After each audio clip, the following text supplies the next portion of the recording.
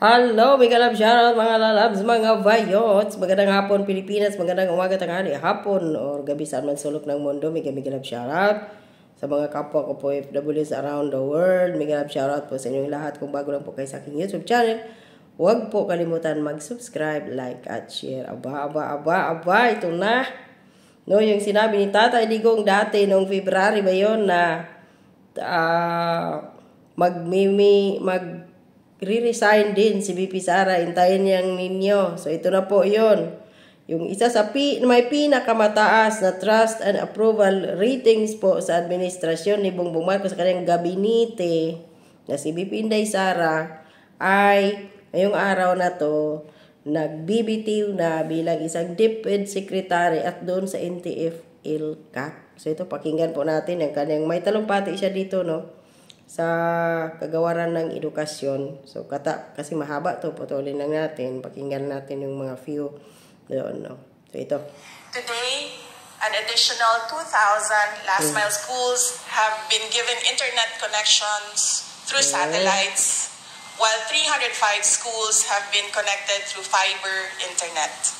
By the end of 2025, we aim for all schools to be connected. With the emergence of technology and social media, our learners also face new and emerging challenges. Hindi biro ang maging mag-aaral sa panahong ito. Correct. In order to provide a safe and conducive learning environment for our learners, we have launched a centralized reporting system through the Learners' Rights and Protection Office. By providing a hotline, we remind each learner that they are never alone. We continue to provide awareness and work with partner agencies to shield our learners and teachers from all forms of abuse, illegal drugs, terrorism, insurgency, and all forms of criminal activities. In our thought, ito yung masaklap eh. Dahil yung administrasyon ni Bongbong Marcos ngayon ay talamak ang droga, tapos yung sa insurgency, nakipagsabuatan si Martin Romualdez at of course Bongbong Marcos na rin yun. No, sa makakaliwang grupo, lalo na diyan sa mga nasa Congress pa, yung Kabataan Party List, Gabriela at saka yung ACT Teachers na noon po, yun sila, di ba? Na link doon sa terrorist, no? Teroristang komunista. So, yun, malaya na naman ang mga bata dito na marirecruit na naman ng mga party list na ito para umanib sa kanilang grupo. So, ano na naman ngayon dahil si BP Sara wala na. So, malaya na naman silang makapang-recruit at magpapalakas ng puwersang komunista. Ayun. to promote inclusivity, we continue to strengthen the alternative learning system and our special needs education. No child should be left behind. Teachers are truly the cornerstone of any education system. We have worked tirelessly to address your concerns through the National Educators Academy. We have provided avenues for teacher training and professional development. We have provided personal accident insurance to assist our teachers when they need it most. We have removed all administrative tasks to unburden our teachers, to bring them back to the classroom and to allow them to focus on teaching. We have also given our teachers their much needed rest. A 30-day, no mandatory or voluntary tasks break. Which is ito ngayon yung pinakamasaya na sa buhay ng mga guro, no, na nangyari sa kanila ng 30 days. Yung pamangkin ko, yung teacher ng anak ko, nagchat-chat mga kayo. Masaya sila kasi marami sa mga kapamangkin ko, kamag-anak ko sa tatay, puro guro. Masaya po sila ngayon dahil sa loob ng 30 days nilang bakasyon, wala silang trabaho, talagang bakasyon talaga, no? Ito yung pinaka gusto nila sa nangyari sa kanila sa bilang DepEd Secretary ni VP Sara. Pahinga talaga. So ngayon malulungkot na naman sila, nilaalis na si VP Sara. Ewan ko kung ano mangyayari sa kanila sa bago namang ipalit sa kanya dito. We are currently enjoying as we speak. Yes. I did not do this alone, nor do I claim to have done so. I would like to take this moment to express my profound gratitude to those who took part in this journey.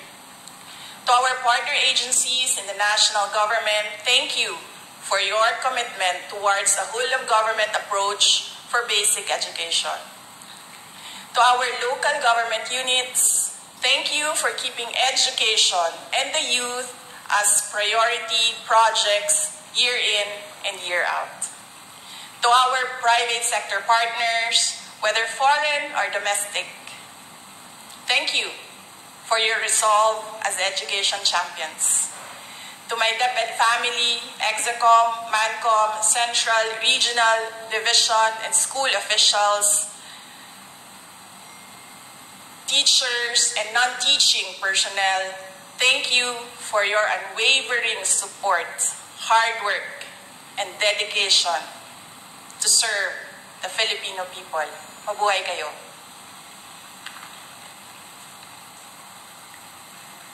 To our teachers, words can never capture how grateful the nation is for your sacrifices, for your passion, and for your unrelenting commitment to rearing the youth. Salamat sa suporta, salamat sa pagiging matatag. The nation will forever be in your debt.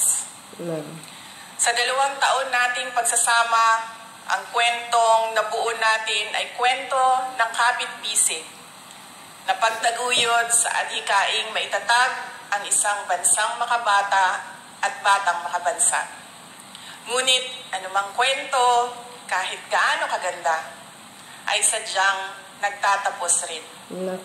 Earlier today, June 19, 2024, I sought an audience with the President and tendered my resignation as the Secretary of Education effective July 19, 2024. I have given my 30-day notice to ensure the proper and orderly transition for the benefit of the next Secretary. Mga kababayan, ang aking pagbibitiw ay hindi lula ng kahinaan, kundi dala ng tunay na malasakit para sa ating mga guro at kabataang Pilipino. Bagamat hindi ako magpapatuloy na mamamahala sa kagawaran, patuloy pa rin nating itataguyod ang kalidad ng edukasyon na nararapat para sa Pilipino. Hindi man ako ang tumatayong kalihim ng edukasyon, mananatili akong isang ina na nagmamatyag at titindig para sa kapakanan ng bawat guro at bawat mag-aaral sa Pilipinas. Para sa isang matatag na Pilipinas. Mga kababayan, lahat ng ating ginagawa ay para sa Diyos, sa bayan, at bawat pamilyang Pilipino. Syukuran. Thank you. Nako, ito na. Paano na yan, Yor? So, ang tanong dito, sa pagbibitaw ba ni VP Sara? Goodbye na ba kay Junior? Si VP Sara na ba ang uupo na presidente next month? Or July? O yun nga na, July. Ay, tayo na nga na, Yor. Goodbye na, Yor. Goodbye. So, out na ba si Junior dito at in na si VP Inday ang magiging presidente? Para sa akin, dapat lang. Patalsikin na yung bangag na yan na inutil din naman. Kala mo, hindi ba? 6.2 trillion na naman ngayon ang nais sa budget na gawin ni Speaker for 2025. Wow, ang dami nilang nanakawin next year. Sana all. So ito na. Ano kaya ang mangyayari ngayong nagbitiw na po si VP Inday Sara pagka DepEd Secretary at the same time dito po sa NTF-ELCAC ay wala na din. Basta wala na siya sa gabinete ni Bongbong Marcos. So mananalasa na naman ba? O magiging ano na naman, mananalasa yung mga makakaliwang grupo na naman at magiging matatag na naman sila sa kanilang grupo sa CPP. Di po ba? So abangan po natin kung ano yung susunod dahil effective July 19 wala na po si VP Sara. So 1 month ngayon. So nagbigay na siya ng resignation na ngayon at July 19 tapos na po siya. So marami pong malulungkot dito na mga guro na nag-enjoy ngayon sa kanilang bakasyon na walang trabaho. Ay, naku, puro kayong mangyayari sa susunod na kung sino ang ihudipotang DepEd Secretary iupo. Si Leni ba? Ay, habangan po natin yon.